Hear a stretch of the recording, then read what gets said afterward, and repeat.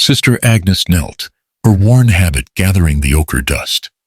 The creek bed offered only cracked earth and the ghosts of cottonwoods, their skeletal branches reaching for a sky, bleached white by the relentless sun. 3 men, thick with grime and insolence, circled her like vultures. Jed watched from the shade of a stunted mesquite, the taste of grit heavy on his tongue. He knew those faces, borrows all of them. Claim jumpers, bottom feeders who preyed on the weak and the desperate. They'd been circling around Sister Agnes's claim for weeks, ever since word got out she was close to finding water. He should ride on. He always rode on.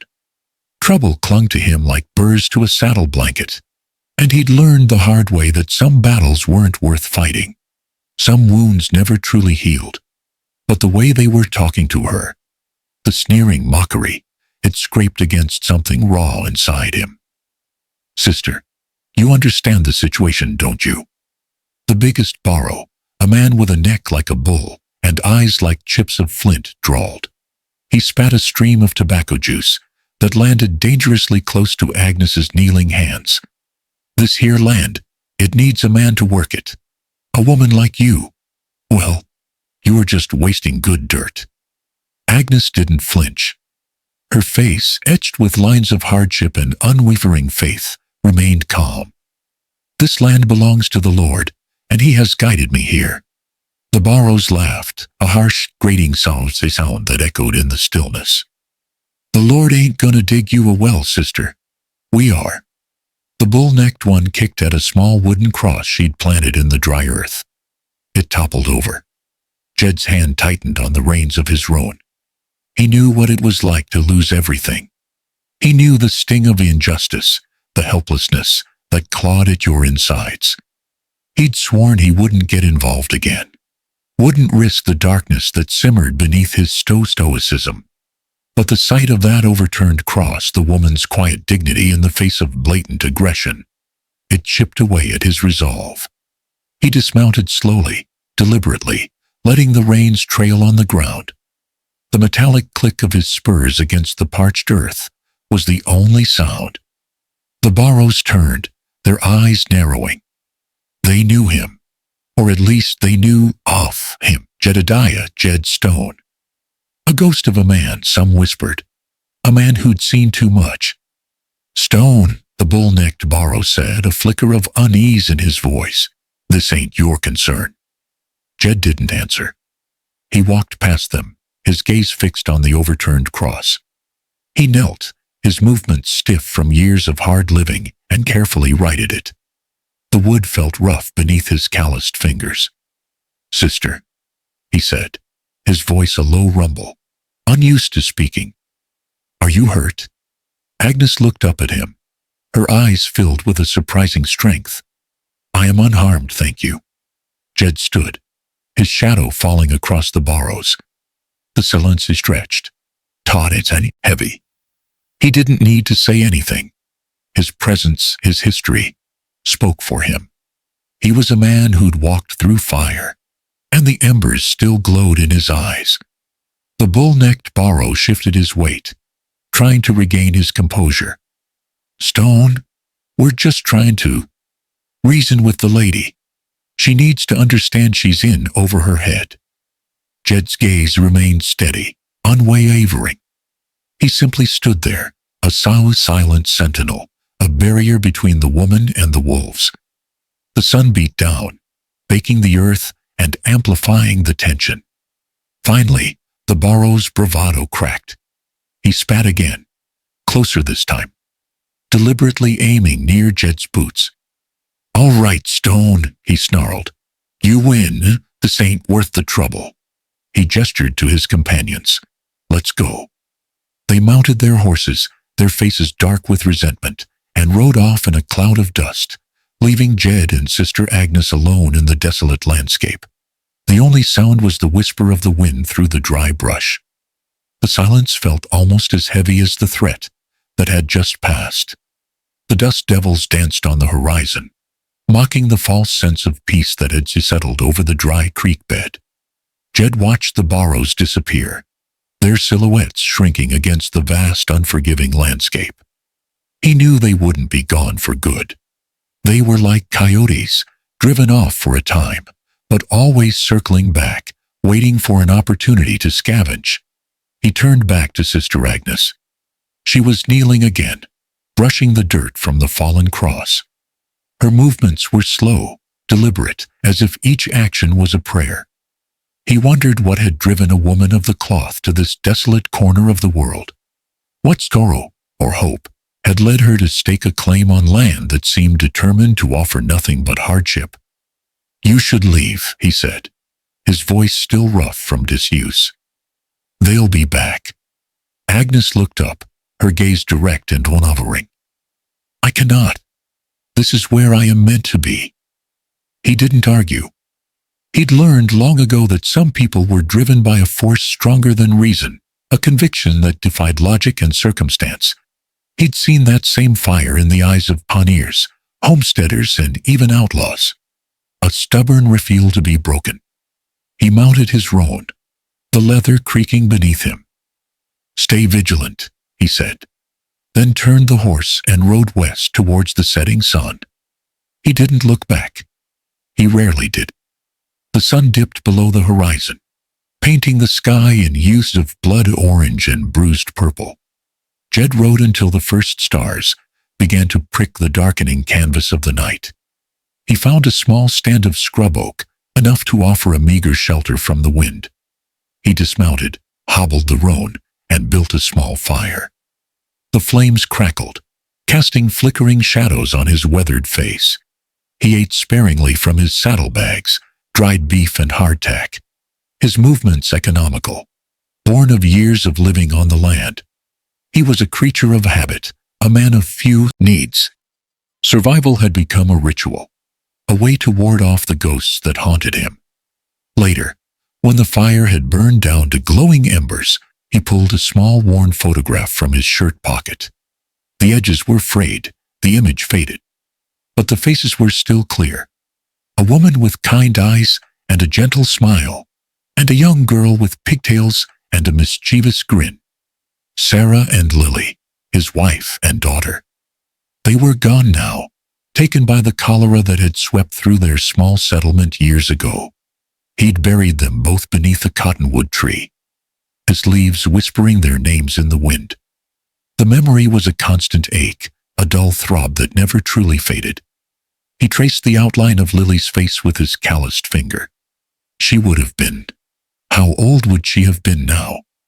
Almost a woman. He imagined her laughter, her dreams, all extinguished too soon. The saloon's noise hit him like a wall as he pushed through the batwing doors. The air was thick with the smell of stale beer, sweat, and cheap perfume. Men huddled around tables, playing cards and swapping stories, their voices a raucous blend of boasts and complaints. A piano player hammered out a tune in the corner, its melody whinny and off-key. Jed walked to the bar, his spurs clinking against the wooden floor. He ignored the stares, the whispers that followed him. He was a familiar figure in these parts, a solitary rider who drifted in and out of town like a phantom. "Whiskey," he said to the bartender, a burly man with a handlebar mustache and a weary expression. The bartender poured him a shot, the amber liquid glinting in the dim light. Jed took a long swallow, the whiskey burning its way down his throat. He closed his eyes for a moment, letting the alcohol numb the edges of his pain. He sat at the bar, nursing his drink, lost in his thoughts. The noise of the saloon seemed to fade into the background, replaced by the echoes of his past. He saw Sarah's face, her smile warm and loving. He heard Lily's laughter, light and carefree. He remembered the day he had buried them. The ground was hard and dry, the sun beating down mercilessly. He had dug their graves himself, his hands raw and bleeding. He had wrapped their bodies in linen shrouds, his tears falling silently on their face. He had vowed that day to never love again, to never allow himself to be vulnerable to such pain. He had become a loner, a drifter, a ghost. He had built walls around his heart, walls that were impenetrable, unbreakable. But something had shifted within him when he saw Sister Agnes kneeling in the dust, her faith unwavering in the face of adversity. He had seen a flicker of that same strength, that same resilience in her eyes, and it had reminded him of Sarah. He finished his whiskey, the glass feeling cold in his hand. He knew he couldn't stay here, lost in his memories. He had a purpose now, a reason to keep moving. He had to protect Sister Agnes, to help her hold on to her dream. He stood up, his movements deliberate and purposeful. He walked out of the saloon, leaving the noise and the darkness behind him. The night air was cool and crisp, the stars shining brightly in the clear sky. He mounted his roan and rode back towards the creek bed, his heart filled with a newfound determination. He knew the road ahead would be long and difficult, but he was no longer alone. He had found something to fight for, something to believe in, and that was enough. He spurred the roan onward, the sound of its hooves echoing in the silence of the night. He wouldn't let the Barrows win. He wouldn't let them break Sister Agnes's spirit. He would stand by her side, a silent guardian, until the threat was gone. The cool night air bit at his exposed skin, a stark contrast to the whiskey's lingering warmth. He urged the roan faster, the rhythmic beat of its hooves a steady pulse against the vast silence. He reached the dry creek bed just before dawn, the eastern sky beginning to bleed with a pale, watery light. He saw her silhouette against the faint glow, kneeling by the small wooden cross. She hadn't slept. He could see the exhaustion etched on her face, the weariness in her slumped shoulders. He dismounted a distance away, not wanting to startle her. He walked the rest of the way, his boots muffled by the sand. She looked up as he approached, her eyes widening slightly. There was no fear in them, only a keenly acceptance. He wondered if she'd been praying, or simply waiting for the inevitable. "They will be back," he said, stating the obvious. Agnes nodded slowly. "I know."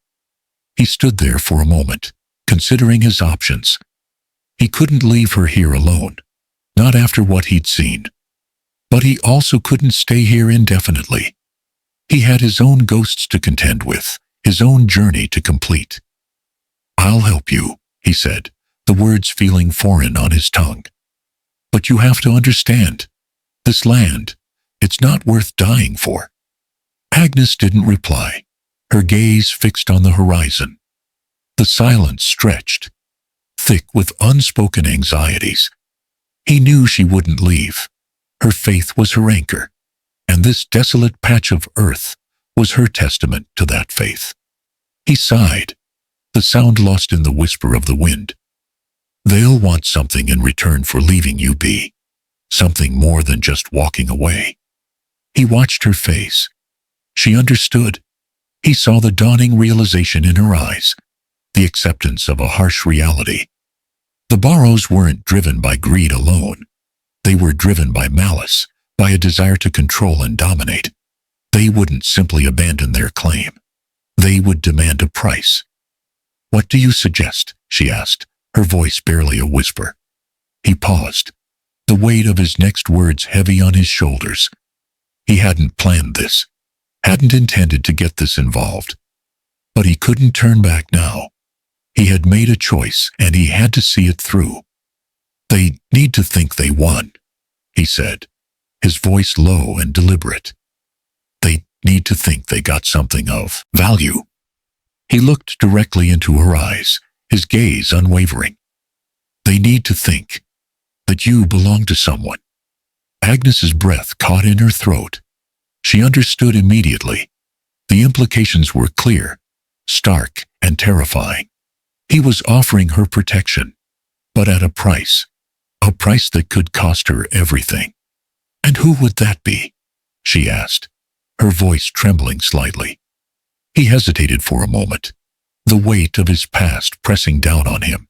He hadn't wanted this, hadn't wanted to be responsible for another person's fate, but he saw the desperation in her eyes, the quiet courage that refused to be extinguished. "Me," he said, the word feeling like a brand on his tongue. "They need to believe you belong to me." The silence returned, heavier than before. The sun had risen now, casting long, stark shadows across the barren landscape. The heat was already building, promising another day of relentless sun and unforgiving conditions. Agnes stared at him, her eyes searching his. She was trying to gauge his sincerity, to understand his motives. He knew she saw the darkness in him, the scars that marked his soul. But he hoped she also saw the flicker of humanity that still remained, the ember of compassion that refused to be snuffed out. What does that mean?" she asked, her voice barely audible. He took a deep breath, steeling himself for what he had to say. He knew his words would carry a weight he didn't anticipate, a weight that could change both of their lives forever. "It means," he said, his voice low and rough, "that from now on, you belong to me." The words hung in the air, heavy and charged. They echoed in the vast emptiness of the desert, a stark declaration in a land where words were often more valuable than gold. He hadn't meant for it to sound so possessive, so final. He only intended to offer protection, a shield against the wolves that circled. But the words once spoken took on a life of their own. He saw the fear in her eyes now, mixed with a flicker of something else. Was it gratitude? Or simply resignation? He couldn't tell. He only knew that he had crossed a line that could never be uncrossed. The desert landscape seemed to hold its breath, waiting for her response. The sun beat down mercilessly, amplifying the tension. The only sound was the whisper of the wind through the dry brush, a constant reminder of the harsh realities of this unforgiving land. Agnes looked away, her gaze fixed on the dry creek bed. She was weighing her options, considering the consequences. He knew she was a woman of faith, a woman of strong moral convictions. And he was asking her to compromise those convictions, to enter into a bargain that could stain her soul. Finally, she turned back to him, her face etched with a quiet resolve. What do you want in return?" He frowned. He hadn't thought about that. He didn't want anything. He only wanted to protect her. But he knew she wouldn't believe him. She would suspect his motives, question his intentions. "Nothing," he said, his voice firm. "Just your word that you'll do as I say, that you'll play the part." He saw the skepticism in her eyes. She didn't trust him, and he couldn't blame her. He was a stranger, a man with a dark past and an uncertain future. But he was her only hope. "And if I refuse?" she asked, her voice challenging. He looked at her, his gaze unwavering. "Then I ride on, and you're left to face the borrows alone." The silence returned, heavier than ever. The choice was hers. He had offered her a lifeline, but it came with a price that could cost her everything. She closed her eyes for a moment, her lips moving in silent prayer. He could see the struggle on her face, the conflict between her faith and her desperation. He waited patiently, knowing that the decision she made would determine the course of both of their lives. Finally, she opened her eyes, her gaze direct and unwavering. "I accept," she said, her voice barely a whisper. "I will do as you say." He nodded slowly, the weight of his promise settling heavily on his shoulders. He had saved her from the borrows, but he had also bound her to him, and he had no idea what the future held. He only knew that he had made a bargain that could change everything.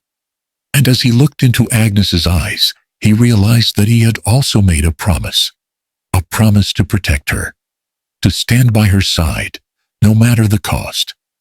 He didn't know why he had done it, what had compelled him to intervene. But he knew that he couldn't turn back now. He had crossed a line, and he had to see it through.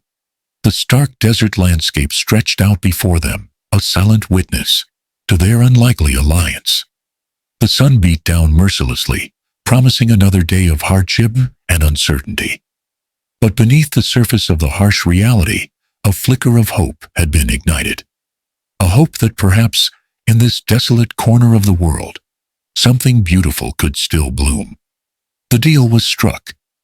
The sun, indifferent to their pact, climbed higher, baking the already parched earth. Jed knew they couldn't stay there. The Barrows would be back, emboldened by the perceived victory, ready to collect their due. He needed to get Agnes away, to a place where he could better protect her, even if that protection was built on a lie. "We ride," he said, his voice curt. He didn't offer her a hand up. She was strong, capable. He'd seen it in her eyes. Agnes nodded, gathering her few belongings, a worn Bible, a small pouch of seeds, and the wooden cross. She tied them to her saddle, her movements efficient, betraying a life lived outdoors. They rode west, following the faint trace of a game trail that wound its way through the scrub brush and rocky canyons. Jed led the way, his roan picking its path with careful precision.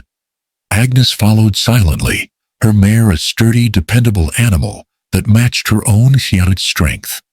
He knew of a place, a rumored oasis, hidden deep within the canyons, a place where water still flowed and trees offered shade.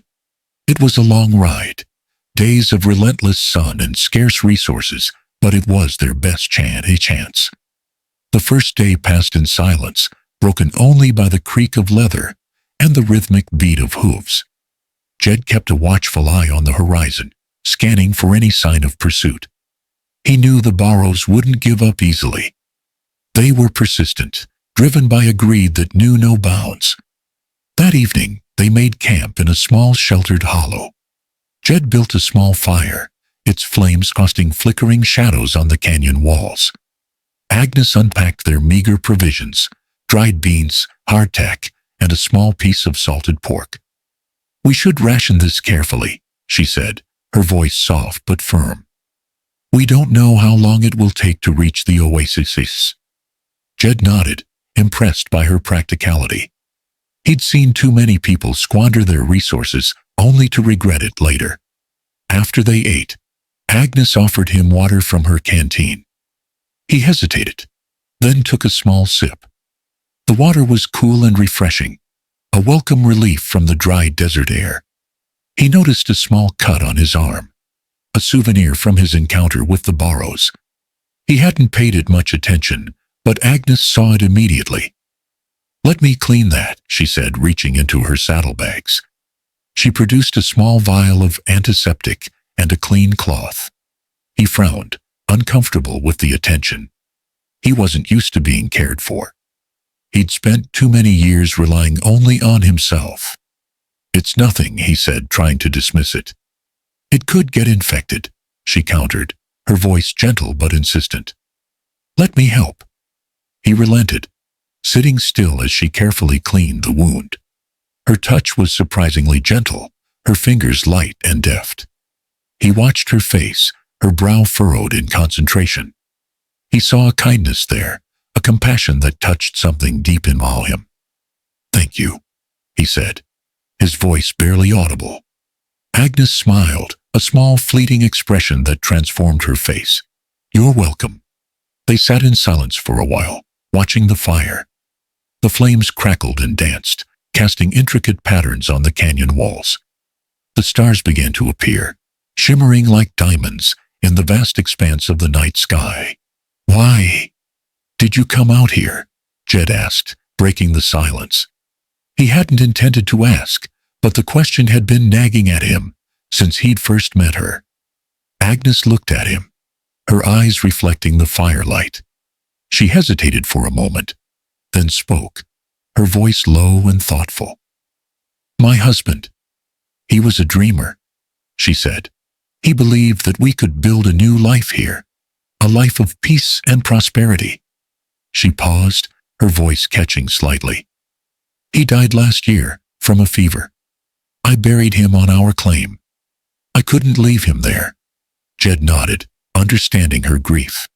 He knew what it was like to lose someone you loved. "And the children?" he asked, his voice gentle. He'd noticed she hadn't mentioned any children. Agnes's face clouded over, her eyes filling with sorrow. "They died a long time ago," she said, her voice barely a whisper. "A sickness. It took them all." He reached out and touched her hand, his fingers brushing against hers. He didn't say anything, but he hoped she understood his sympathy. They sat in silence for a while longer, the weight of their shared grief hanging heavy in the air. He knew that they both carried scars, wounds that would never fully heal. But he also knew that they were both survivors, resilient in the face of adversity. The next few days were a blur of sun, dust, and relentless travel. The landscape grew increasingly harsh and unforgiving, the canyons deeper and narrower. Water became scarce, and the heat was oppressive. Agnes never complained. She rode silently, her face etched with determination. She tended to the horses, mended their clothes, and shared her meager rations without hesitation. Jed watched her, impressed by her strength and resilience. He saw a flicker of hope in her eyes, a belief that they would reach the oasis, that they would find a better life. He also saw the pain, the sorrow that she carried deep inside. He knew that she was still grieving for her husband and her children, that she was struggling to reconcile her faith with the harsh realities of the world. He didn't know how to help her. He wasn't a man of words, but he could protect her. He could keep her safe from the borrows, from the dangers of the desert. And maybe, just maybe, he could help her find a reason to believe again. One evening, as they made camp near a dry wash, Jed noticed a change in Agnes. She seemed weaker, more tired than usual. Her face was flushed, and her eyes were glazed over. "Are you all right?" he asked, his voice concerned. Agnes shook her head weakly. I don't feel well," she said, her voice barely audible. "I think I have a fever." Jed felt a surge of panic. A fever in this environment could be deadly. He had to do something, and fast. He helped her lie down, then checked her forehead. It was burning hot. He knew that he had to cool her down, but water was scarce. He looked around, desperate for a solution. He saw a patch of damp earth near the wash. He grabbed his shovel and started digging, hoping to find some water. He dug for what seemed like hours, his hands raw and bleeding. Finally, he struck water. It was muddy and brackish, but it was water. He filled his canteen and brought it back to Agnes. He soaked a cloth and gently bathed her face and neck. She shivered, her body racked with chills. He covered her with his blanket, trying to keep her warm. He sat by her side all night, watching over her, praying that she would make it through the night. He felt a strange protectiveness towards her, a sense of responsibility that he hadn't felt in years. As the first rays of dawn began to peek over the horizon, Agnes's fever finally broke. She opened her eyes, her gaze clear and focused. "Thank you," she said, her voice weak but grateful. "You saved my life." Jed nodded, relieved. He knew that they still had a long way to go, but he was determined to get her to the oasis. He had made a promise to protect her, and he wasn't about to break it. He was beginning to realize that this journey was about more than just survival. It was about hope, about faith, and about the possibility of finding redemption in the most desolate of places. The hardships they endured were forging a bond between them, a bond built on mutual respect and a shared determination to overcome the challenges that lay ahead. And as he looked into Agnes's eyes, he saw a glimmer of hope, a spark that reminded him that even in the darkest of times, the human spirit could still endure. The sun beat down mercilessly as they crested the final ridge. Jed scanned the horizon, his eyes searching for the telltale signs of an oasis, the glint of water, the verdant green of vegetation. He'd relied on whispers and legends, a promise of respite in this unforgiving land. He'd banked everything on it, for Agnes's sake, and perhaps a little for his own. He saw it then, in the distance, a cluster of trees huddled together, like weary travelers seeking shelter. A surge of relief washed over him, followed by a cautious hope. He nudged the roan forward, urging it down the rocky slope.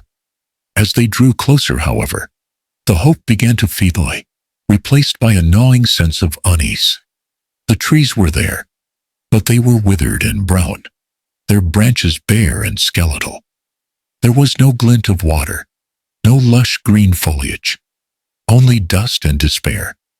They reached the oasis, or what was left of it, and the truth hit them like a slap in the face.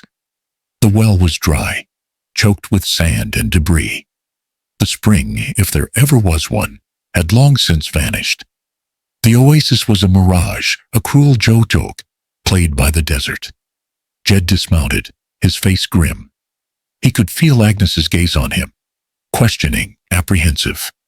He avoided her eyes, ashamed that he had led her here to this desolate ruin. "I'm sorry," he said, his voice rough. "I thought..." Agnes dismounted, her movements slow but deliberate.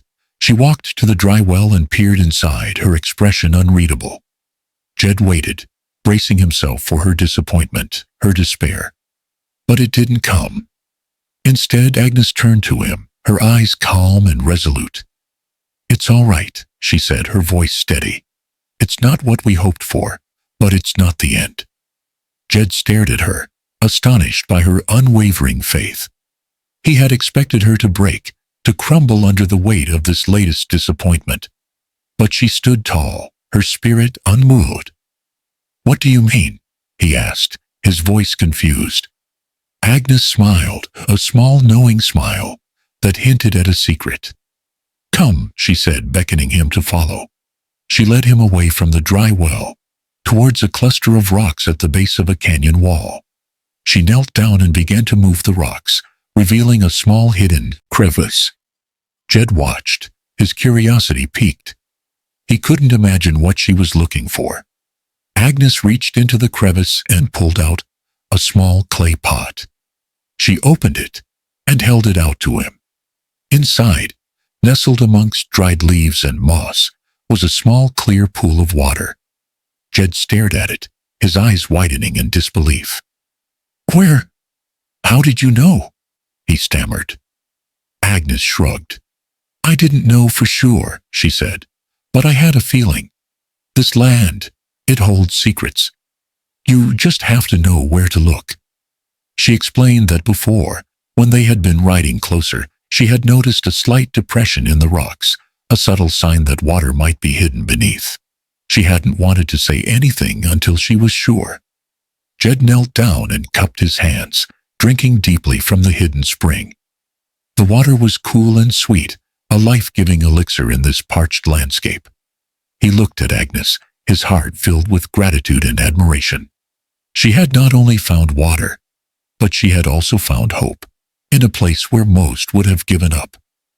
"You're a Cecil," he said, his voice sincere. "I don't know how you do it." Agnes smiled, her eyes shining with a quiet confidence. "It's not me," she said. "It's faith, and a little bit of knowledge about the land." They spent the next few days at the hidden spring, resting and replenishing their supplies. Agnes showed Jed how to find edible plants and how to track animals in the desert. She shared her knowledge of the land, her deep connection to its rhythms and secrets. Jed, in turn, shared his skills as a tracker and a fighter. He taught her how to use a gun, how to defend herself, and how to read the signs of danger. He showed her how to be strong, not just in spirit, but also in body and mind. As they worked together, a bond formed between them, stronger than either of them could have imagined. They were two lost souls, finding solace and strength in each other's company. One evening, as they sat by the fire, Jed turned to Agnes, his face serious. "The Barrows will be looking for us," he said. "They won't give up easily." Agnes nodded, her expression grave. "I know," she said, "but we're not going back. We're going to find a new place, a place where we can be safe." Jed looked at her, his heart filled with hope. He didn't know what the future held, but he knew that he wanted to be by her side no matter what. "Then let's go," he said, his voice firm. "Let's find that new place together." He stood up, his gaze fixed on the horizon. He knew that the road ahead would be long and difficult, but he was no longer afraid. He had found something to fight for, something to believe in. And that was enough. He extended his hand to Agnes, his eyes offering a sullen promise. He would protect her, guide her, and stand by her side until the very end. He wouldn't let the desolation of the world extinguish the hope that burned within her. He would be her shield, her protector, and perhaps something more. The desert, once a symbol of his solitude and despair, now seemed to offer a path forward, a chance for redemption. He looked at Agnes again, and in her eyes he saw a reflection of his own newfound hope. They mounted their horses, ready to face whatever challenges lay ahead. The sun was setting, painting the sky in hues of orange and purple. They rode west towards the unknown, their hearts filled with a quiet determination. The journey had just begun, but they were not alone. They had each other. And that, in this unforgiving land, was everything. The setting sun cast long skeletal shadows as they approached Salvation, a town that looked less like salvation and more like a festering wound on the hide of the desert. Buildings leaned precariously, their paint peeling like sunburnt skin. The air hung thick with dust and the smell of stale whiskey. Jed felt Agnes tense beside him. He knew she sensed it too, the palpable undercurrent of menace that permeated the town. They rode slowly down Main Street, the silence broken only by the creak of their saddles and the clatter of their horses' hoofs. Faces peered out from behind grimy windows, eyes narrowed with suspicion. Men lounged on the boardwalk, their hands hovering near their gun belts. Jed kept his gaze steady, his senses on high alert. They stopped in front of the only establishment that looked remotely habitable, a saloon called the Golden Gulch. The batwing doors swung open, revealing a dimly lit interior, filled with the murmur of voice and the kinking of glasses. "Stay close," Jed murmured to Agnes, dismounting. He looped the reins of both horses to the hitching post. As they stepped inside, the noise level dropped abruptly. All eyes turned to them, assessing, scrutinizing. Jed felt the weight of their stares, the unspoken challenge in the air. He led Agnes to the bar, a scarred and stained plank of wood that ran the length of the room. The bartender, a burly man with a walrus mustache and a perpetually sour expression, lumbered over to them. "What'll it be?" he grunted, wiping down the bar with a rag that looked older than Jed himself. "Whiskey," Jed said, his voice low and even. "And water for the lady." The bartender poured the whiskey, then slammed a glass of water down in front of Agnes. He didn't say a word, but his eyes lingered on her, a flicker of something unstartling in his gaze. Jed took a sip of his whiskey, his eyes scanning the room. He noticed a group of men huddled in a corner, their faces shadowed by their hats. They were watching Agnes, their eyes filled with a predatory hunger that made his blood run cold. He recognized the brand on their hats, the Running K Kincaid's outfit. A voice boomed from behind them, cutting through the tension like a knife. Well, what have we here? New faces in Salvation, and a pretty one at that." Jed turned to see a man standing behind him, his presence radiating power and arrogance. He was tall and broad-shouldered, with a thick mustache and piercing blue eyes that seemed to bore right through him. He wore a tailored suit, a stark contrast to the rough and tumble attire of the other men in the saloon. This was Kincaid. "I'm Kincaid," the man said, extending his hand. "Welcome to Salvation." Jed hesitated for a moment, then shook Kincaid's hand. His grip was firm, almost crushing. "Jed," he said, his voice neutral, "and this is Agnes." Kincaid's eyes lingered on Agnes, a predatory gleam in their depths. Agnes, he repeated, savoring the name. A lovely name for a lovely woman. What brings you to our little town? We're just passing through, Jed said, his voice warning. Kincaid chuckled, a low rumbling sound that sent shivers down Jed's spine. Passing through, eh? Well, I hope you'll consider staying a while. Salvation has a lot to offer. His eyes remained fixed on Agnes. Jed knew what Kincaid was offering, and it wasn't hospitality. He was offering control, dominance. He was marking Agnes as his territory. We appreciate the offer, Jed said, his voice tight. But we have to be willing. He reached for Agnes's hand, intending to lead her out of the saloon. But Kincaid stepped in front of them, blocking their path. Not so fastidious, he said, his voice hardening. I haven't had a chance to properly welcome you yet. Bartender, another round for everyone. On me. The saloon erupted in cheers. Jed felt trapped, cornered.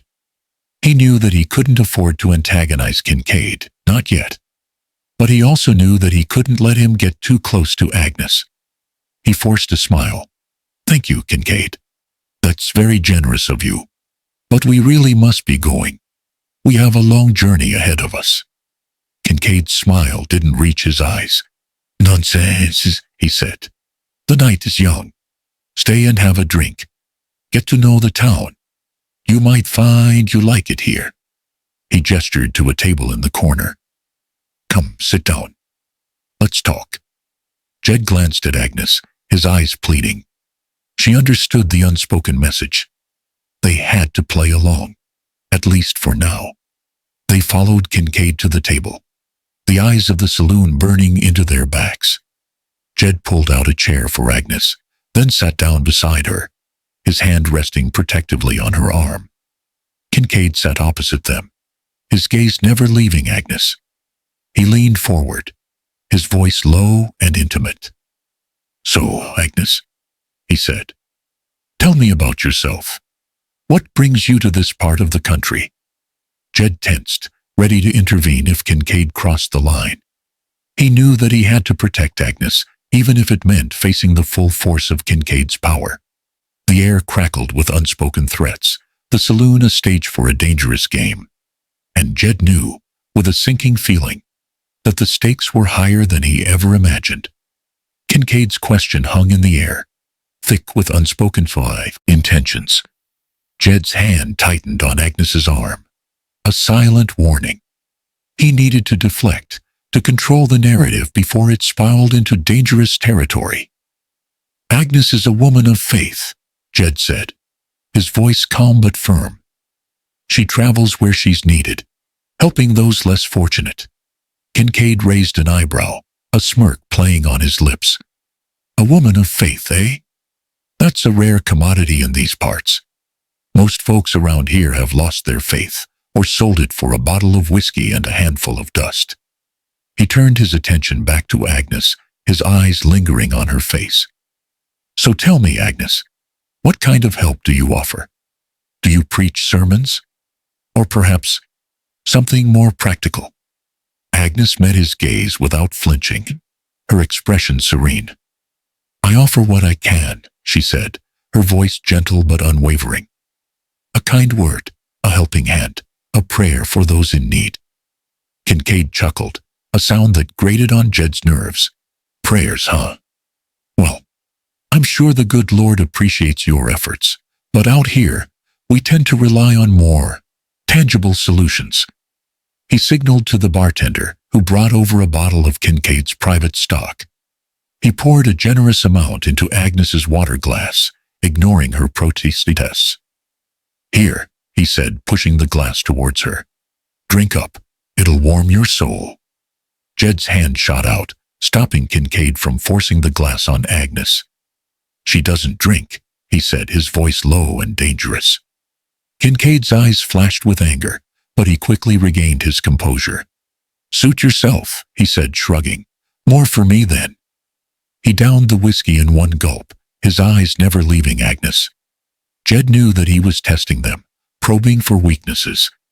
He had to be careful, to play the game without revealing their hand.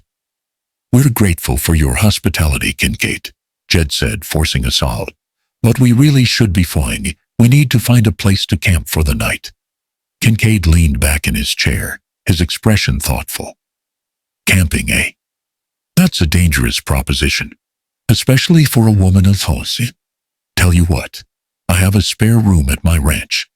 You're welcome to stay there, free of charge. It's much safer than sleeping out in the open." Jed knew that Kincaid's offer was anything but generous. It was a trap, a way to isolate Agnes and bring her under his control. He had to refuse, but he couldn't afford to offend Kincaid.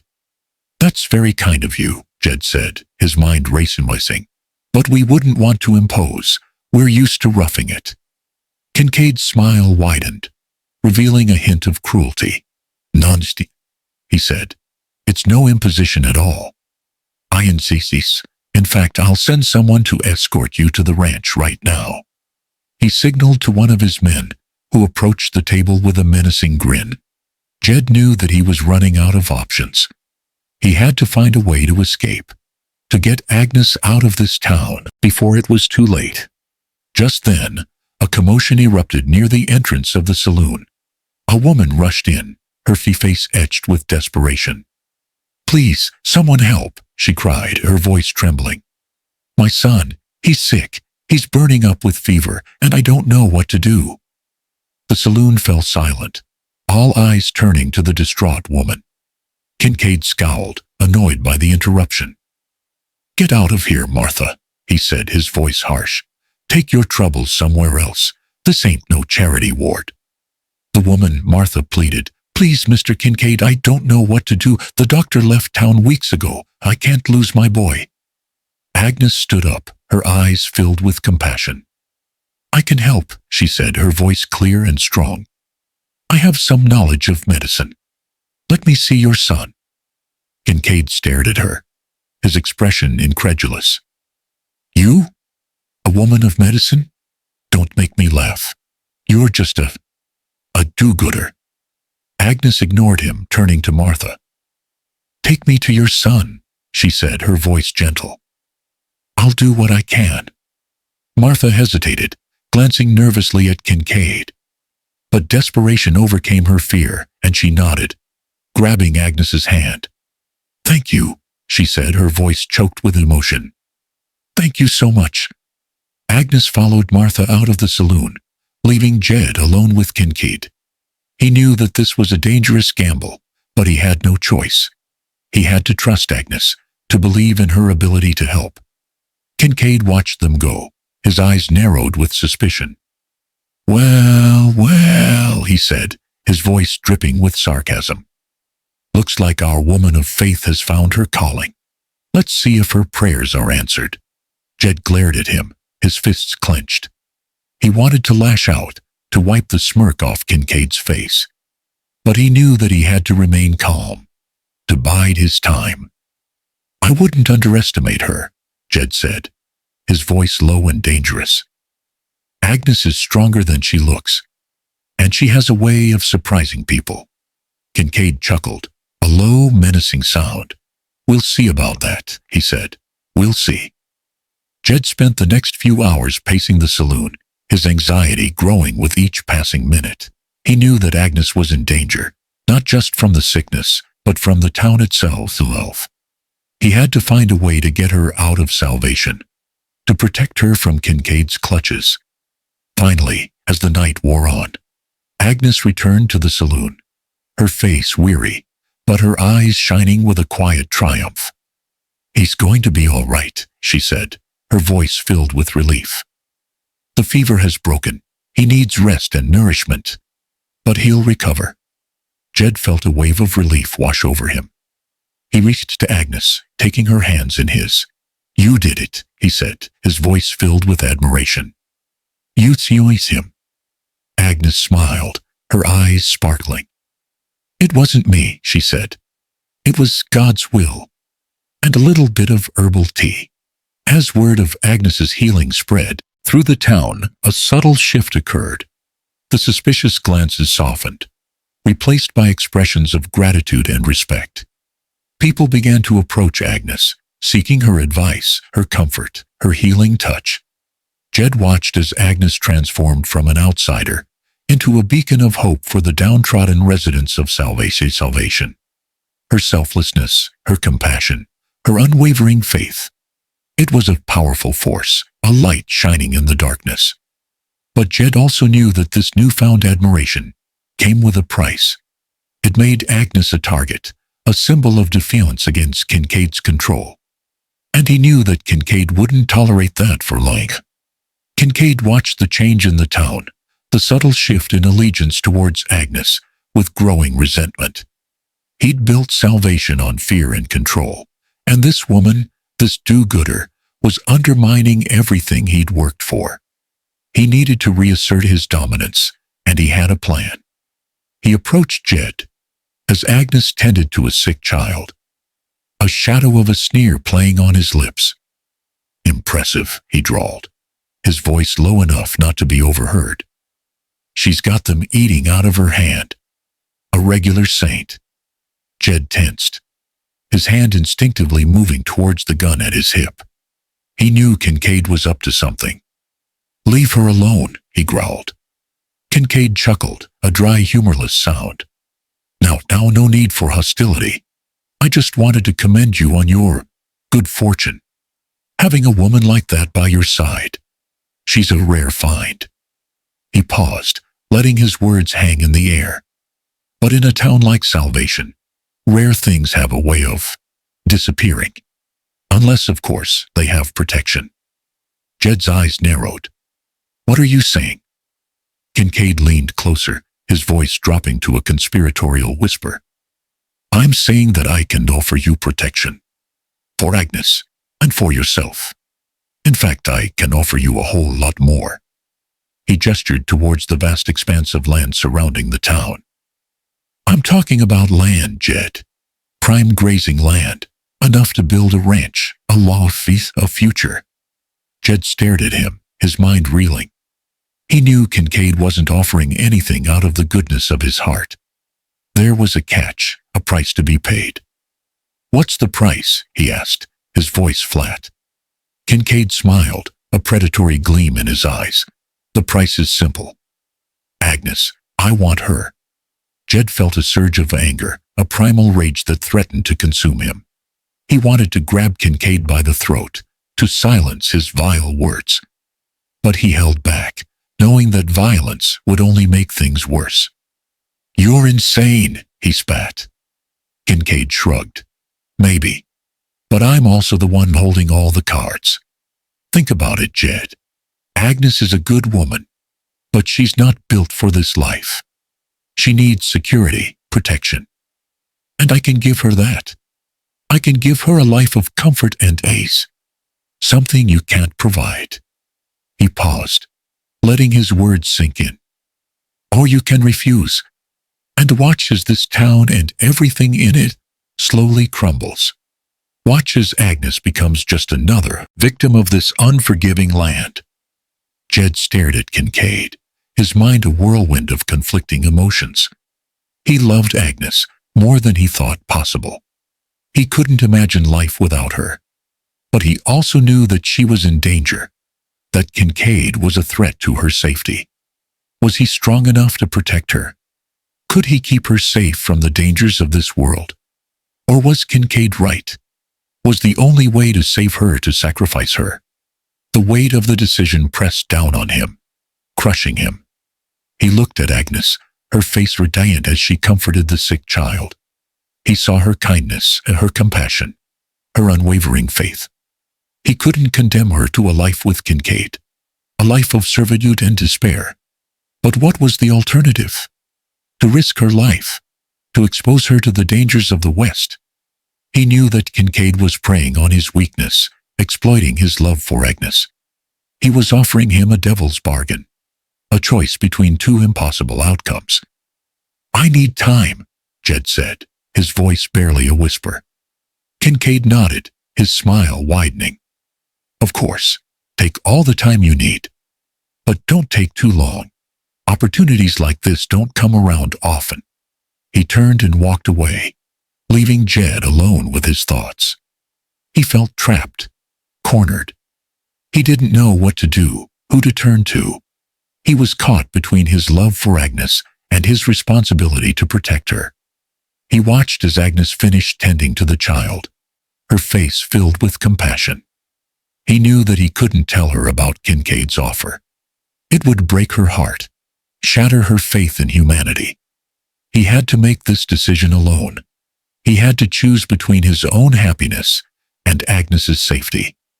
He spent the rest of the day in a daze, wandering through the town, his mind consumed by Kincaid's offer.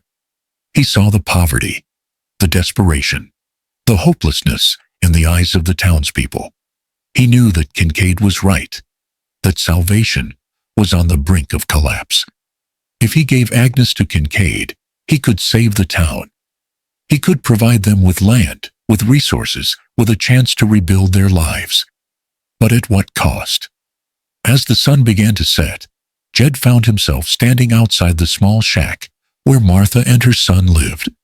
He watched as Agnes emerged from the shack, her face tired, but her eyes filled with hope. He knew what he had to do. He couldn't sacrifice Agnes, not for anything. He would find another way, a way to save the town without sacrificing the woman he loved. He approached Agnes, taking her hand in his. "We're leaving," he said, his voice firm. "We're leaving salvation." Agnes looked at him, her eyes filled with confusion. "But what about the town? What about the people who need our help?" "I can't explain," Jed said. "Just trust me. We have to go. Now." He led her to their horses, ignoring her questions. He knew that they were running from Kincaid, from the town, from the impossible choice that had been forced upon him. He didn't know where they were going, but he knew that they had to leave. They had to find a place where they could be safe, where they could be free. He had to protect Agnes, no matter the cost. As they rode out of salvation, Jed glanced back at the town, his heart filled with a mixture of sadness and determination. He was leaving behind a community that needed his help, but he was also protecting the woman he loved. He knew that he had made the right decision. Even if it meant sacrificing everything he had ever wanted, he would find a way to make things right, to help the people of salvation from afar. But for now, his priority was Agnes. He would keep her safe, even if it meant facing the wrath of Kincaid and the dangers of the Wild West. He looked forward, into the setting sun, into the great unknown. With Agnes by his side, and with a newfound sense of purpose. He would not be broken. He would not yield. He would protect Agnes, and he would find a way to make things right. The desert wind carried his silent vow into the darkening sky. The desert stretched before them, an endless canvas painted in shades of ochre and violet by the dying sun. They rode in silence, the only sound the rhythmic beat of their horses' hooves on the parched earth. Jed glanced at Agnes, her face etched with worry. He knew she sensed his unease, the turmoil that raged within him. Finally, as the last sliver of sun dipped below the horizon, painting the sky in fiery hues, Jed pulled his horse to a halt. They were far enough from salvation now, far enough from Kincaid's reach. For the moment, he dismounted and helped Agnes down, his touch lingering a moment longer than necessary. He built a small fire, the flames dancing and crackling, casting flickering shadows on their faces. The silence stretched between them, thick with unspoken words. Agnes finally broke the stillness. "Jed," she said, her voice soft. "What's wrong?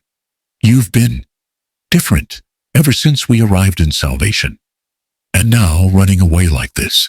Please, tell me what's happening." Jed hesitated, unsure how to explain the impossible choice he faced. How could he tell her that Kincaid wanted her, that he was willing to trade her safety for the good of the town? It would break her, he knew it. He looked into her eyes, searching for the strength to tell the truth. He saw only trust and a deep, unwavering love. He couldn't do it. Not yet.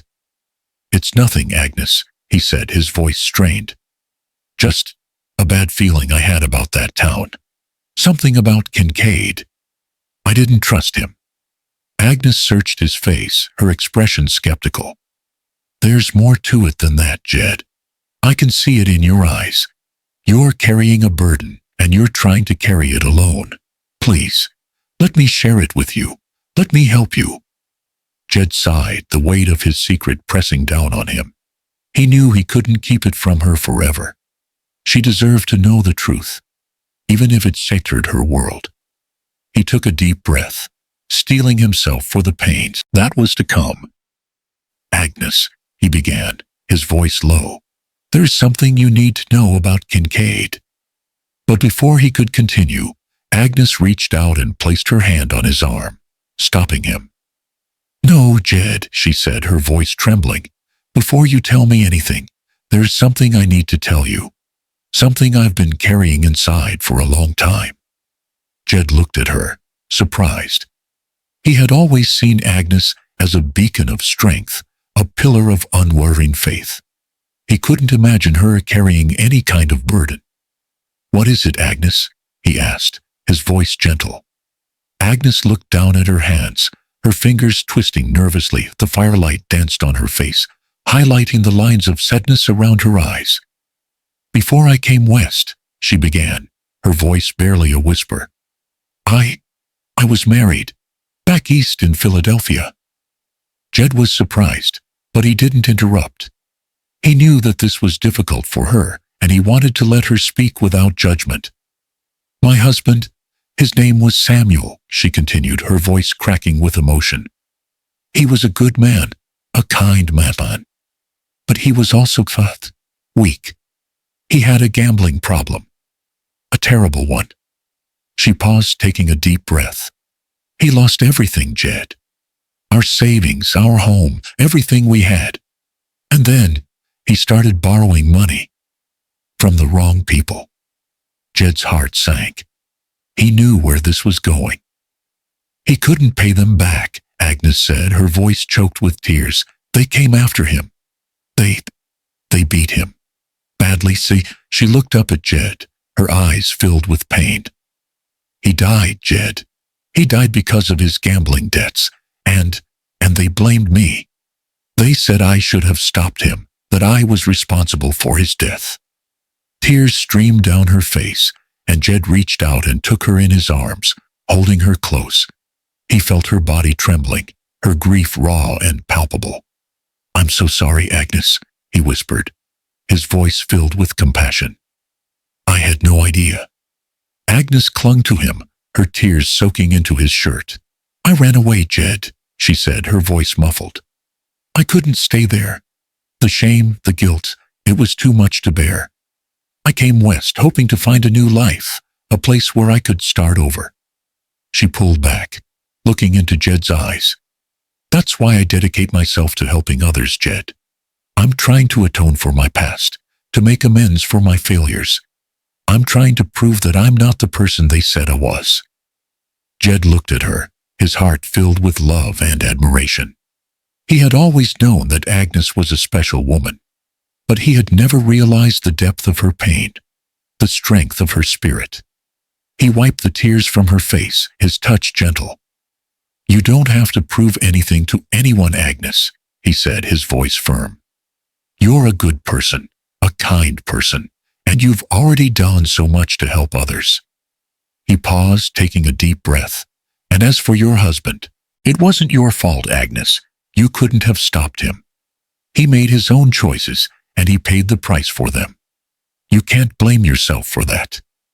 Agnes looked at him, her eyes filled with gratitude. Thank you, Jed, she said, her voice trembling. Thank you for understanding, for not judging me.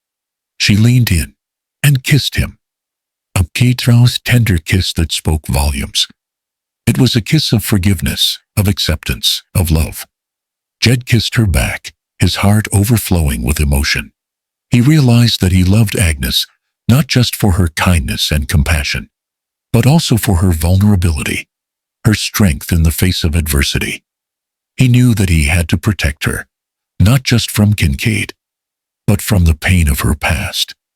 He had to help her heal, to find peace and happiness.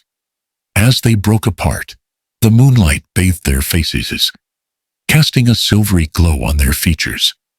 The shared burden of their secrets had strengthened their bond, forging a connection that was deeper and more profound than ever before. Jed knew that he still had to tell Agnes about Kincaid's offer, about the impossible choice he faced. But now he felt a sense of hope, a belief that they could face anything together, as long as they had each other. He would tell her, but not tonight. Tonight, they would simply hold each other close and find solace in the warmth of the fire and the vastness of the desert skiway. The confessions spoken under the watchful gaze of the moon had changed everything. The desert wind, now laced with a chill that bit through their worn clothes, seemed to mock Jed's silence. Agnes, her face pale in the fading moonlight, watched him with an intensity that made him want to turn away, to disappear into the vast, indifferent landscape. He knew the longer he waited, the harder it would be. "Agnes," he began, his voice rough. I had another talk with Kincaid." The word hung in the air, a poisoned dart aimed directly at her heart. He saw the flicker of hope in her eyes dim, replaced by a dawning horror that mirrored the desolation he felt inside. "What did he say?" she asked, her voice barely a whisper. Jed clenched his jaw, forcing the words out. "He made me an offer. Land protection. For you. For the town." He couldn't meet her gaze, focusing instead on the dying embers of the fire. Each crackle and pop sounded like an accusation, a condemnation of the choice he was about to make. Or, more accurately, the choice he was pretending to make. Agnes stepped back, her hand flying to her mouth. "Land? Protection? What does he want in return, Jed? What did you promise him?" He finally looked at her, his eyes filled with a pain that mirrored her own. "He wants you, Agnes. He wants you to be his wife." The silence that followed was deafening, broken only by the mournful howl of a coyote in the distance. Agnes stared at him, her eyes wide with disbelief. You agreed?" she finally stammered, her voice trembling. "You would sell me to him? After everything we've been through?" The words were like a physical blow, each one tearing at his heart. He wanted to deny it, to tell her it wasn't true. But he knew he had to play this out, to convince her that he was truly betraying her. It was the only way to protect her, to ensure that Kincaid wouldn't suspect his true intentions. He swallowed hard, forcing himself to maintain his facade. "I had no choice, Agnes," he threatened the town. "He said he would destroy everything if I didn't agree. I had to do it. For them. For you." He saw the light die in her eyes, the trust and love that had shone so brightly extinguished in an instant. The pain in her gaze was unbearable, a searing brand on his soul. "No," she said, shaking her head. "No, I don't believe you. You wouldn't do this, not to me." She reached out to him, her hand trembling as she touched his arm. "Tell me you're lying, Jed. Tell me this isn't true."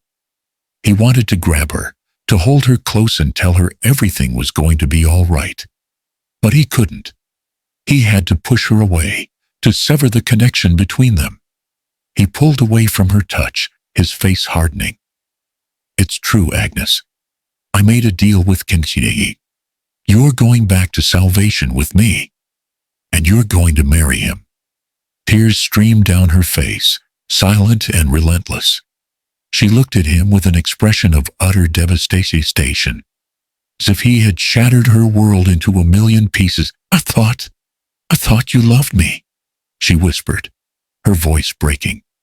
Jed flinched, the words cutting him deeper than any bullet. He did love her, more than anything in the world, and that's why he was doing this.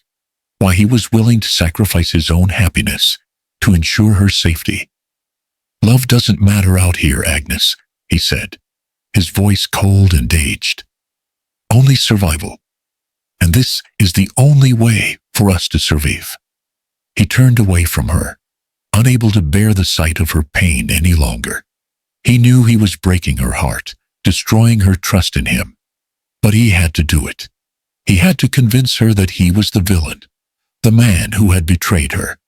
He walked over to the horses, grabbing their reins. "Come on," he said, his voice flat. "We're going back to salvation." Agnes didn't move, standing frozen in place, her eyes fixed on him with a mixture of disbelief and despair. He knew he had to force her, to make her believe that he was truly turning against her. He walked back to her, grabbing her arm roughly. "I said, come on," he growled, his voice harsh. "Don't make me drag you." He pulled her towards the horses, ignoring her struggles. She stumbled and fell, landing hard on the rocky ground. He hesitated for a moment, his heart aching at the sight of her pain. But he forced himself to continue, dragging her to her feet and pushing her towards her horse. "Get on," he ordered, his voice devoid of emotion.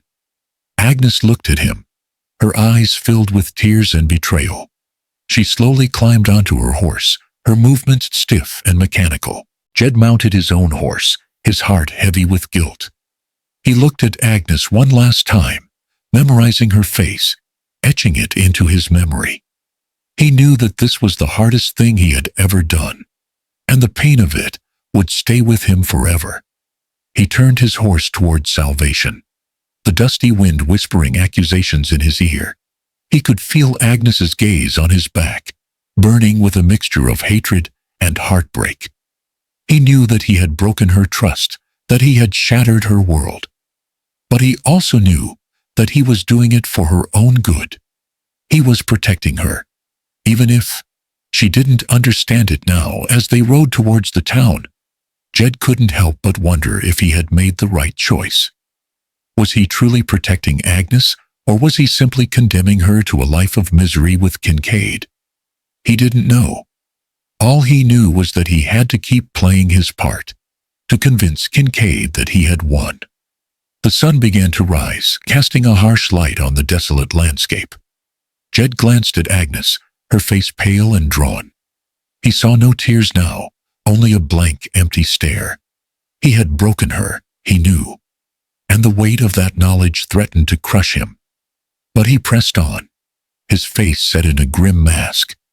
He had a role to play, a sacrifice to make, and he would see it through no matter the cost. He would deliver Agnes to Kincaid, and then he would find a way to set her free. He just needed time, and a plan, and a little bit of luck. But for now, he was the betrayer, the villain, and he would wear that mantle until the moment came to cast it off. The closer they got to salvation, the heavier Jed's heart beat. He could feel Agnes's resentment radiating from her, a palpable force that threatened to suffocate him. He knew she believed he had betrayed her, that he had willingly delivered her into the hands of a monster, and he couldn't blame her. He had played the part of the villain so convincingly that even he was starting to believe it.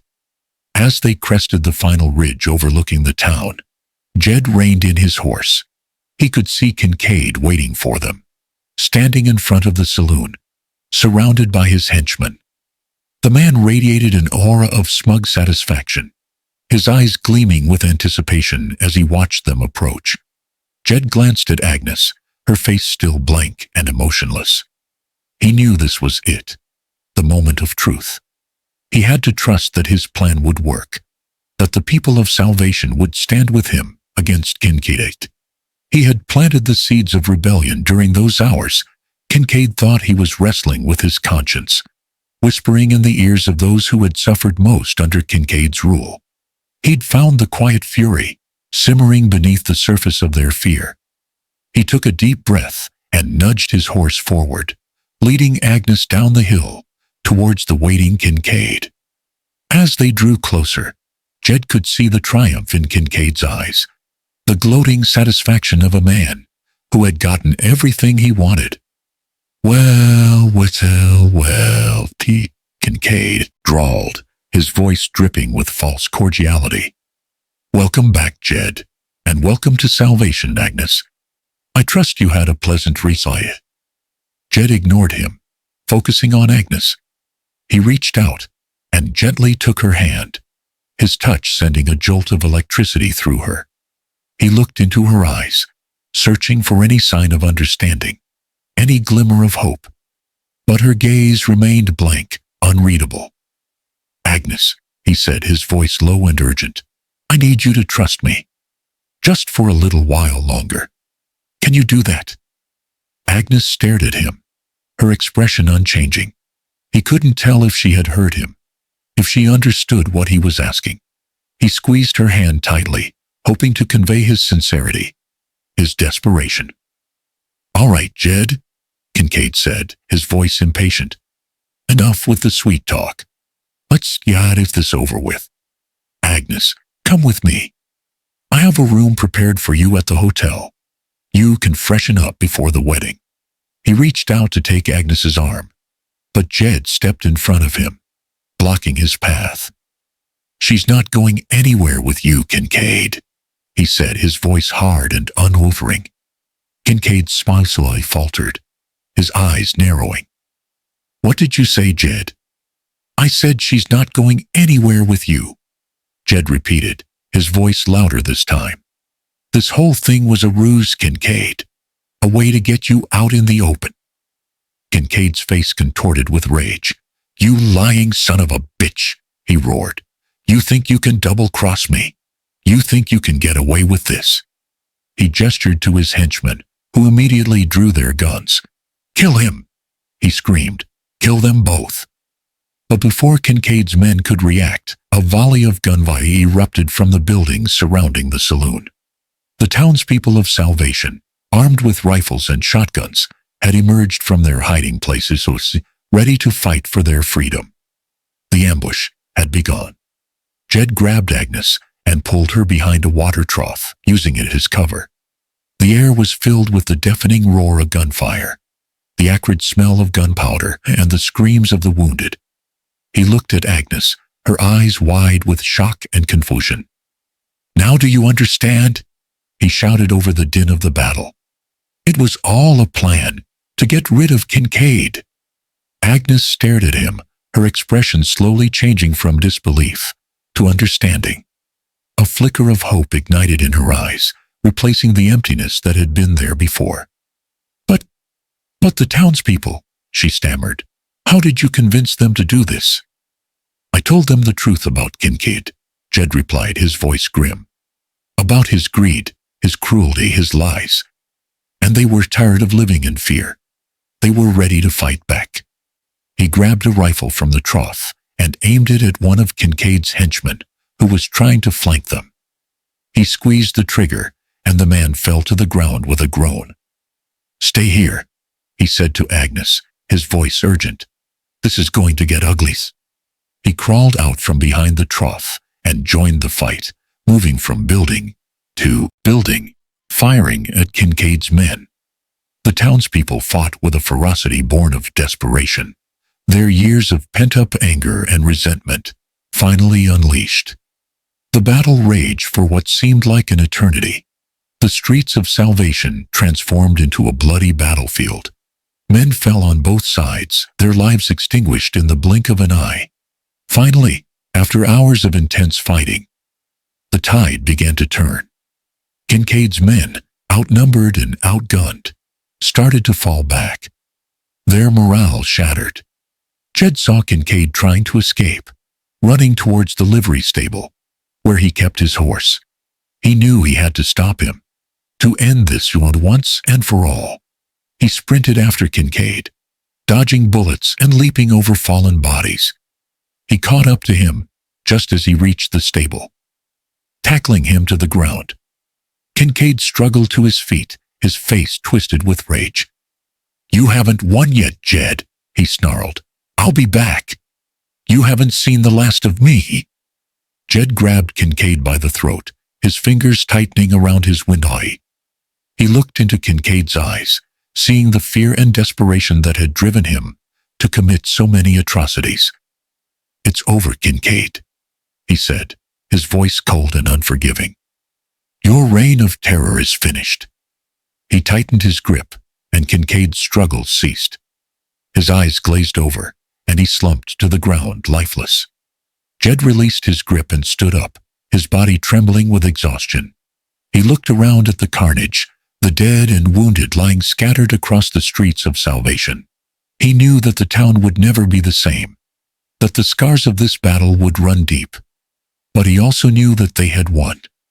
They had freed themselves from Kincaid's tyranny, and they had a chance to build a better future, a future of freedom and justice. He walked back to where Agnes was waiting, still hiding behind the water trough. She looked at him, her eyes filled with a mixture of relief and gratitude. "It's over," he said, his voice hoarse. "He's dead." Agnes rushed into his arms, hugging him tightly. "Thank you, Jed," she whispered, her voice choked with tears. "Thank you for saving us. Thank you for saving me."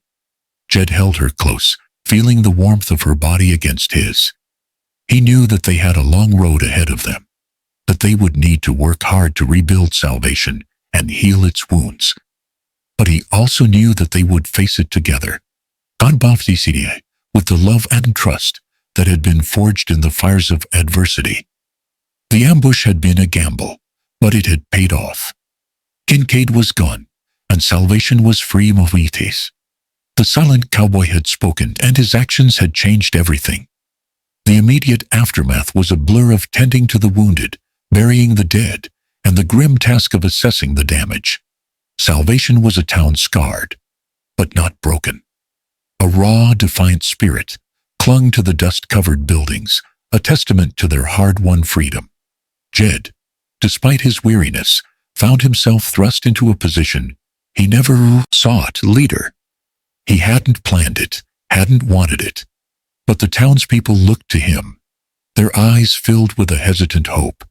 He saw it in the way they listened when he spoke, the way they followed his directions without question. He organized work crews to repair the damaged buildings, to clear the debris from the streets. He ensured that the wounded received the best care available, meager as it was.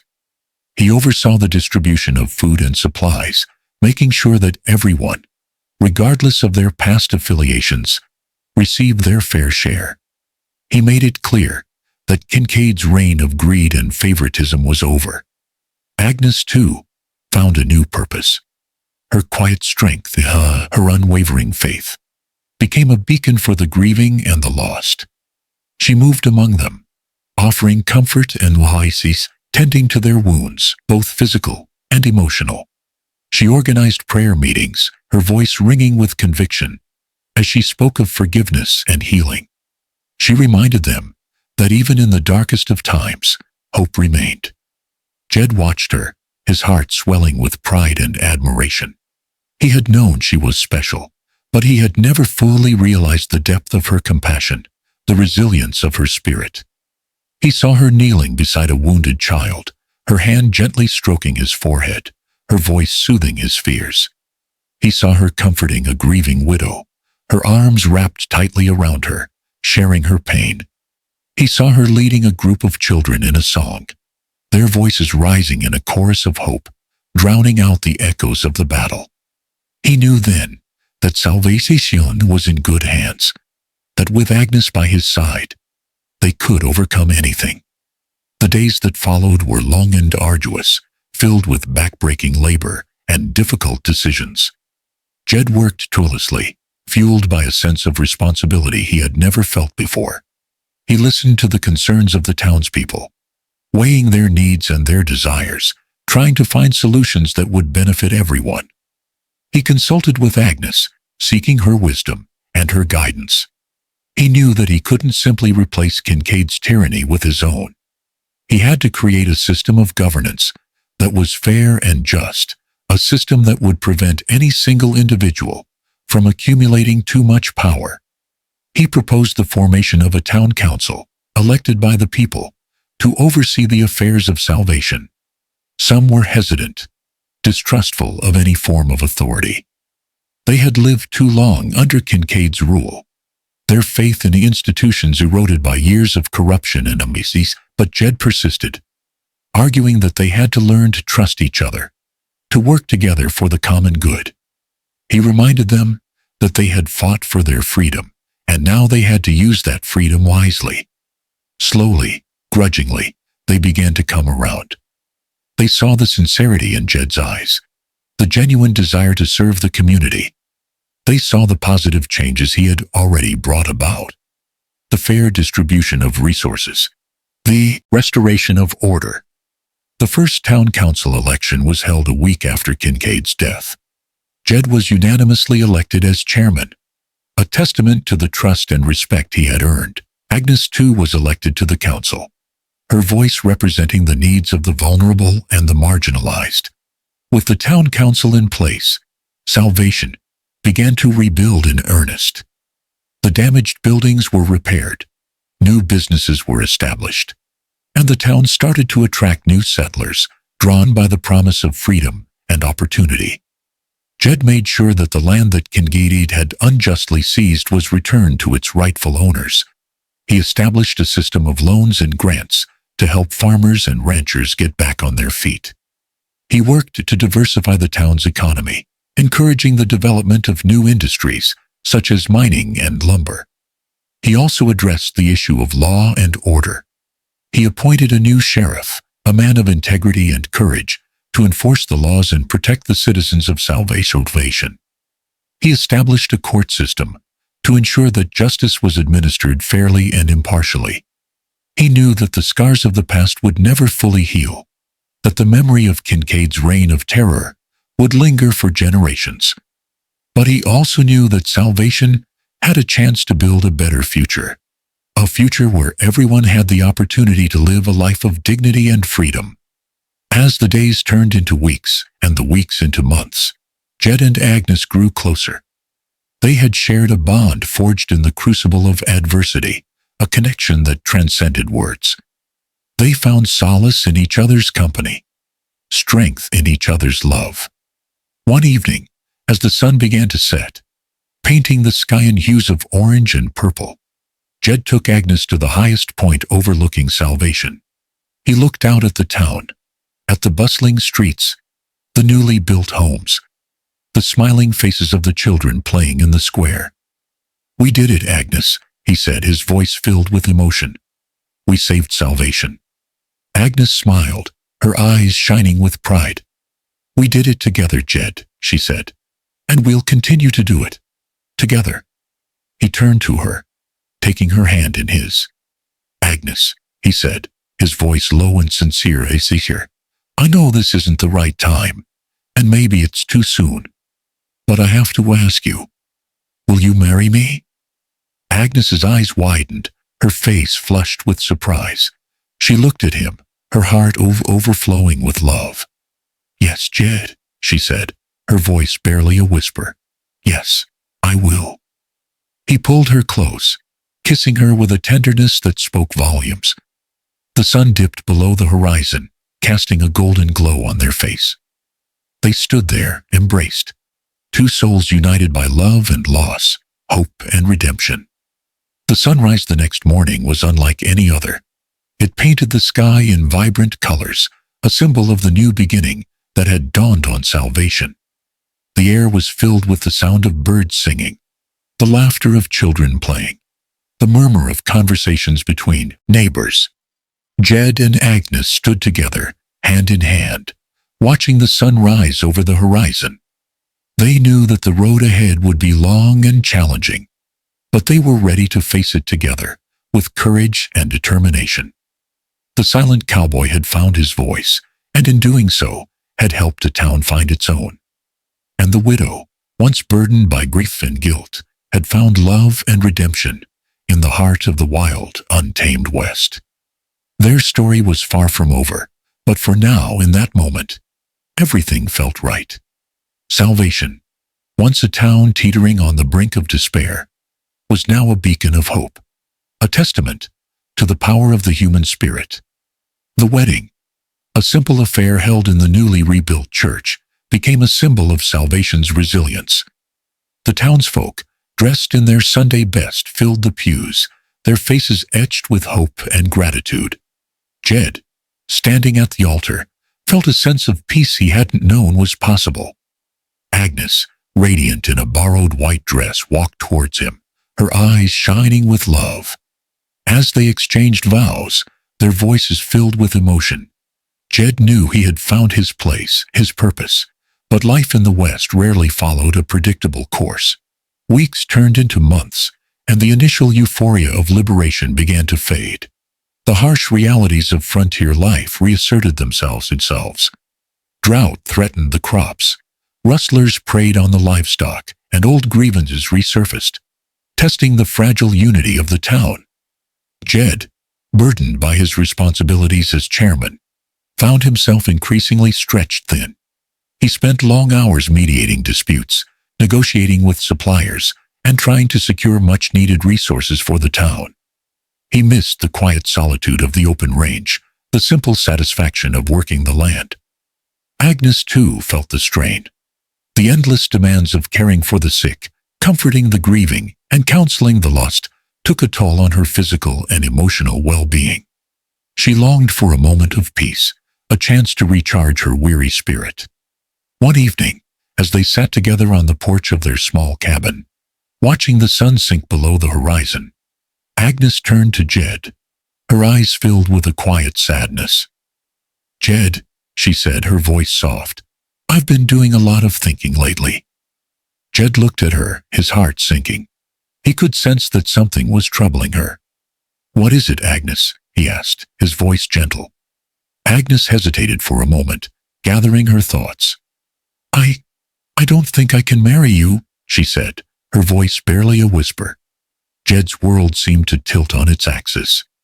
He stared at her, his mind reeling. "What are you saying?" he stammered. I thought we were happy." Agnes reached out and took his hand, her touch gentle but firm. "We are happy, Jed," she said, "but I don't think marriage is the right path for us. Not right now, anyway." She explained that she had come to realize that her true calling lay in serving the community, in dedicating her life to helping those in need. She felt a deep sense of responsibility to the people of salvation, a calling that transcended personal happiness. "I love you, Jed," she said, her voice filled with emotion. "But I can't be your wife. Not when there are so many others who need me more." Jed listened in silence, his heart aching. He understood what she was saying, but it didn't make the pain any easier to bear. He had dreamed of building a life with her, of sharing his days and his nights with the woman he loved, but he also knew that he couldn't ask her to sacrifice her calling, to abandon her commitment to the community. He took a deep breath, forcing himself to accept her decision. "I understand, Agnes," he said, his voice hoarse. "I don't like it, but I understand." Agnes squeezed his hand tightly, her eyes filled with gratitude. "Thank you, Jed," she said. "Thank you for understanding." The news of their broken engagement spread quickly through Salvation, sending shockwaves through the town. Some whispered that Agnes was foolish to turn down such a good man, that she was letting her idealism cloud her judgment. Others admired her courage, her unwavering commitment to her principles. Jed, despite his disappointment, continued to support Agnes in her work. He knew that she was making a difficult choice, and he respected her for it. He continued to serve as chairman of the town council, working tirelessly to improve the lives of the people of Salvation. Agnes, freed from the constraints of marriage, threw herself even more wholeheartedly into her work. She established a school for the children of Salvation, teaching them reading, writing, and arithmetic. She organized a women's support group, providing a safe space for women to share their experiences and to offer each other encouragement.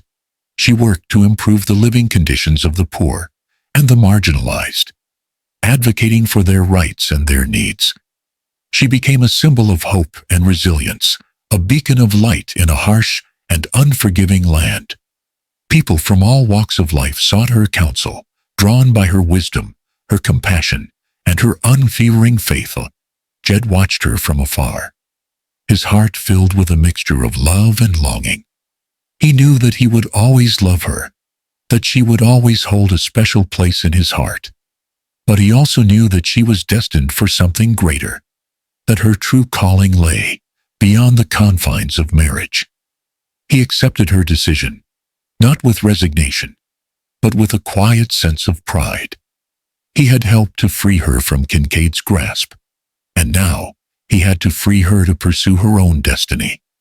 He knew that she would continue to make a difference in the world, to touch the lives of countless others. And that, he realized, was enough. The West was a land of hard choices and unexpected turns, where love and duty often clashed. Agnes had chosen her duty, not out of a lack of love, but out of a deeper sense of purpose. And Jed, the silent cowboy who had once sought only solitude, had learned that true love meant letting go. He would continue to stand by her side, not as her husband, but as her friend, her ally, her unwavering supporter. The vast, indifferent landscape remained, but within the small town of Salvation, a different kind of story was unfolding. A story of sacrifice, resilience, and the enduring power of the human spirit. The weight of unspoken words hung heavy between them. Jed watched Agnes move through the bustling streets of Salvation, her presence a calming force amidst the daily chaos. He saw her stop to comfort a grieving mother, her touch gentle, her words a balm to a wounded soul. He saw her patiently teach a group of children, her face alight with passion, her voice filled with hope. He saw her, and he knew he couldn't stay. He had lingered longer than he intended, drawn by the magnetic pull of her spirit, the quiet strength that radiated from her. He had hoped, perhaps foolishly, that time would change things, that she would see a future for them together. But the truth was undeniable. Their paths, once intertwined by fate and circumstance, were now diverging, leading them in different directions. His place was not here, not in this burgeoning town, not at the head of a table of councilmen. His soul craved the open ramazan, the solitude of the mountains, the vast unburdened freedom of the wilderness. He was a wanderer, a drifter, a man who belonged to no one and no pace. He had tried to settle down to build a life, but the call of the wild was too strong to resist. He had made his decision. He would leave Salvation, leave Agnes, leave behind the life he had briefly tasted. It was a painful choice, one that tore at his heart. But he knew it was the right one, for her and for himself. He packed his meager belongings, his movements deliberate, his face etched with a quiet sorrow. He oiled his rifle, sharpened his knife, and saddled his horse. He left a note for the town council, resigning his position, thanking them for their trust and wishing them well. He left another note for Agnes, a simple message scrawled on a piece of worn leather. "Thank you. Be well."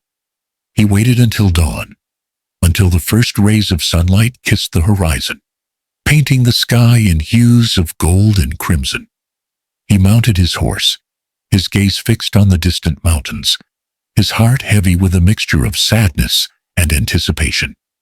He rode through the sleeping town, the only sound the rhythmic beat of his horse's hooves on the dusty street. He passed the church, the school, the homes of the people he had come to know and care for. He saw the potential, the hope, the resilience that thrived within those walls. He knew that Salvation would endure, that it would overcome its challenges and prosper, with or without him. As he reached the edge of town, he saw her. Agnes stood silhouetted against the rising sun, her figure small but resolute, her eyes fixed on him. He reined in his horse, his heart pounding in his chest. He dismounted, his boots sinking into the soft earth. He walked towards her, his movements slow and deliberate, his gaze never leaving hers. He stopped a few feet away, the silence between them thick with unspoken emotions. He looked into her eyes, searching for any sign of regret, any flicker of doubt. But he saw only understanding, acceptance, and a deep, abiding love. She knew. She had always known. He didn't speak. There were no words left to say. He had poured out his heart, bared his soul, and she had listened, understood, and accepted him for who he was. He had given her his all, and she had given him hers. She smiled, a gentle, knowing smile that reached her eyes. She stepped forward, her hand reaching out to touch his cheek. Her touch was light, fleeting, but it sent a jolt of electricity through his veins. She traced the lines of his face, the wrinkles etched by the sun and the wind, the scars that told a story of hardship and resilience. She lingered for a moment, her fingers brushing against his lips, then she stepped back, her eyes filled with tears. He reached out and took her hand, his grip firm but gentle. He squeezed it tightly, conveying all the love, gratitude, and respect he felt for her. He released her hand, his gaze never wavering. He turned and walked back to his horse, his movements deliberate, his heart aching with every step. He mounted his horse, his gaze fixed on the horizon. He took a deep breath, steeling himself for the journey ahead. He looked back at her one last time, his eyes filled with a silent farewell. She nodded, her lips forming a faint smile. He turned his horse and rode away, leaving her standing there, bathed in the golden light of the rising sun. He rode towards the mountains, the vast expanse of the desert stretching before him, beckoning him toward an uncertain future. He didn't look back. He knew that she would be there, in his heart, forever. He knew that he would carry her with him, wherever he went. He was a silent cowboy, a man of few words, but his actions spoke volumes. He had come to salvation, seeking refuge, seeking redemption. He had found love, loss, and a fleeting sense of belonging. He had left his mark on the town, and the town had left its mark on him. He rode into the sunrise, a lone figure against the vast canvas of the West. He was a wanderer, a drifter, a man who belonged to no one and no place. But he was also a man of honor, a man of courage, a man who had touched the lives of others in profound and lasting ways. The desert stretched before him, silent and unforgiving. The journey would be long and arduous, but he was ready. He was a cowboy, and the West was his home. And somewhere, in the vast, indifferent landscape, a piece of his heart would always remain in salvation, with the woman who had taught him the true meaning of love and sacrifice. Jed rode. The sun climbed, baking the earth, and the mountains, once beckoning, now seemed to mock his solitary figure. He pushed onward, mile after mile, blurring into a tapestry of dust and scrub. Salvation, with its fragile hopes and its vibrant, resilient heart, receded in his memory, becoming a poignant dream. He wasn't running from it, not exactly. He was running towards something else, something he couldn't name, something that resonated with the deepest part of his soul. The days bled into weeks. He hunted for his supper, slept under the stars, and spoke only to his horse, a sturdy Appaloosa named Shadow. The silence was both a comfort and a torment. He relived moments with Agnes, replaying their conversations, their shared silences, the way her eyes crinkled when she smiled. He wondered if she ever thought of him. He pushed the thoughts away. Dwelling on what could have been was a fool's game. He crossed into Indian territory, a vast expanse of land where the rules of the white man held little sway. He saw remnants of broken treaties, the ghosts of displaced tribes, the simmering resentment that hung in the air like dust after a stampede. He kept to himself, wary of both the indigenous peoples and the outlaws who sought refuge in this lawless land. One evening, as the sun dipped below the horizon, casting long shadows across the plains, he came across a small abandoned homestead. The house was little more than a shack, its roof caved in, its windows shattered. But the well was still functional, and the remnants of a small garden offered a meager bounty of wilted vegetables. He decided to camp there for the night. He drew water from the well, built a small fire, and cooked his supper. As he sat by the fire, watching the flames dance, he heard a sound, a faint whimper, coming from inside the shack. He rose, his hand instinctively reaching for his rifle. He approached the shack cautiously, his senses on high alert. He peered through a gaping hole in the wall and saw her. A young woman, no older than 20, huddled in a corner, clutching a baby to her chest. She looked up at him, her eyes wide with fear. She was thin, almost skeletal, her face pale and gaunt. Her clothes were ragged and torn, her hair matted and unmowed. But in her eyes, Jed saw a spark of defiance, a flicker of hope. He lowered his rifle, his face softening. He spoke softly, his voice a low rumble. "I ain't gonna hurt you," he said. "I just heard you crying." She hesitated for a moment, then spoke, her voice barely a whisper. We're hungry," she said, and sick." Jed stepped inside the shack, his eyes adjusting to the dim light. He saw that the baby was also sick, its face flushed, its breathing shallow. He knelt beside them, his gaze filled with concern. "What's your name?" he asked. "Sarah," she said, "and this is my daughter, Lily." Jed nodded. He reached into his saddlebag and pulled out a piece of dried meat and a canteen of water. He offered them to Sarah. "Here," he said. "Eat this. It ain't much, but it'll give you some strength." Sarah took the meat and water, her hands trembling. She ate slowly, savoring each bite. She gave a small sip of water to Lily, who coughed weakly. Jed watched them, his heart aching. He knew that they wouldn't survive long out here on their own. They needed help, and they needed it fast. He thought of Agnes. He wondered what she would do in this situation. He knew that she would offer them shelter, food, and medical care. He knew that she would do everything in her power to save them. He made a decision. He couldn't leave them here to die. He had to help them. "I'm Jed," he said. "I'm going to take you to a town not too far from here. There's a good woman there, a healer. She'll take care of you and Lily." Sarah looked at him, her eyes filled with gratitude. "Thank you," she said, her voice choked with emotion. "Thank you for saving us." Jed helped her to her feet, supporting her as she walked. He lifted Lily into his arms, cradling her gently. He led them to his horse, helping Sarah to mount. He mounted behind her, holding Lily securely in his arms. He turned his horse and rode towards the east, towards the rising sun, towards the town of salvation. He didn't know what the future held, but he knew that he had done the right thing. He had offered mercy to those in need, and in doing so, he had found a measure of peace.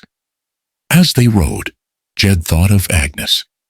He knew that she would be proud of him. He knew that she would understand why he had turned back, why he had chosen to help these strangers. He knew that she would always be a part of him, a guiding light in the darkness. He rode on, the wind carrying the scent of sagebrush and the whisper of hope. He knew that the West was a harsh and unforgiving land, but he also knew that it was a land of opportunity, a land where anything was possible. And he knew that even in the darkest of times, acts of courage and compassion could bloom, leaving a lasting echo of mercy.